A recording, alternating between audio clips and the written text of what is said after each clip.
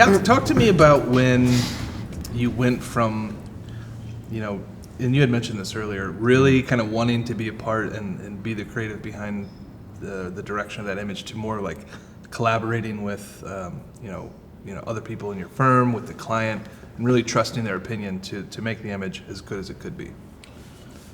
Yeah, so I haven't let go of that or anything. I still want to be. I'm still selfish. I still want to get my chops into the picture, but I think the critical point where one moves from kind of not real senior to real senior is where you start to embrace the process of the real process of collaboration. With what is that?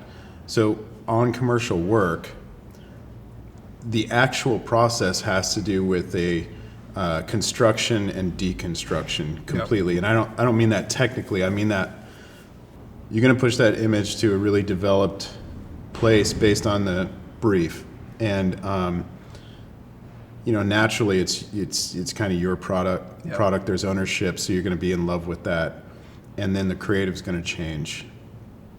How often does that happen? All the time. So every time. Your little darlings are crushed. Yeah, your little baby is destroyed before your eyes, and you got to suck it up. Do you think there's too many people involved in the creative process? There's so many cooks in the kitchen. Yeah. I see people complain about that a lot in that How position. many people are usually influencing creative? Anywhere between 1 to... Well, you start to think about it, maybe, this might end up in a boardroom where there's, 6 or 7 people at some point, and they're all trying to make a collective decision about what your image looks like, and they kill it and send it back to the, send it back to the shop. Yeah. So there's like there are a lot of people involved in all these decisions.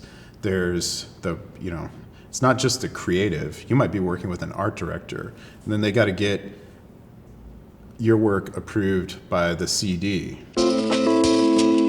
Depending on what environment you're in, who knows what roles these different people are going to be playing. The AD might be the art director might be in complete control of development of the image and the concept, because maybe it's not a super high level thing. But if it's like a global brand initiative or something, there's going to be a whole string of approvals to get, So it might go to the AD, to the CD, and then they kick it back down, make changes.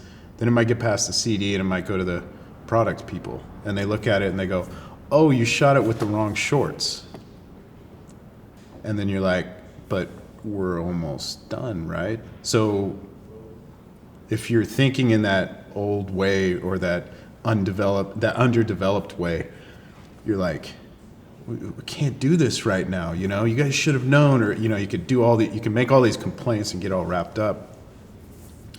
But the more you go through this process, you realize that's just standard stuff, and then you've got to get some new shorts in there, Yeah. and you've got to make that fit in all your creative treatment that you already created that was so beautiful, or get to the 11th hour and they just kill the creative. Somebody looked at it and didn't like the whole visual style that the art director came up with initially, So they kill it completely? They could kill it completely. How often does that happen?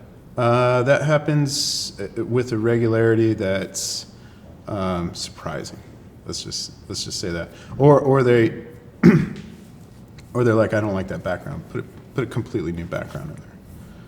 Stuff in which like case that. do you get to then rebill and change the billing? And who talks about that on behalf of your firm? Who's having that conversation with the client? Yeah, our producers. Producers. Yeah, so I work with some really stellar producers who know so much about the technical side of stuff. They're probably better retouchers than most retouchers because they're dealing with all the concepts and all the nuts and bolts all the time. But they're, in some cases you'll have a support team like I do, who are figuring out strategically working out problems so that everybody's happy and making sure everybody's taken care of, and also dealing with budgeting stuff. So a big scope change will trigger a new conversation about how long that's going to take and how much extra we need to charge to get that done. Yeah. Yeah. But if you're just a solo practitioner, you know, you're going to be doing all that producing yourself. You're going to be on the phone. You're going to be answering emails, trying to work out what exactly this client needs, and you know, working with big companies, that can be a challenge because they may not know what they need. So you got to like do all this sleuthing to get to the bottom of like what the actual request is. It's not like you get this ultra clear brief immediately and you're like, just start retouching. You know, it's like there's a bunch of investigative work that has to go into figuring out how to do a project and make sure you have all the stuff you need too. So to be at your level, you really need to be able to have a thick skin and get feedback and be like, okay, like maybe my idea is not going to happen. I really need to execute their vision. So it's a kind of a combination of both worlds. You know what, you can put it like that, having a thick skin, but once you get down to it, it's just simply being a professional. It's more of a layer mask. Layer masks don't work like that.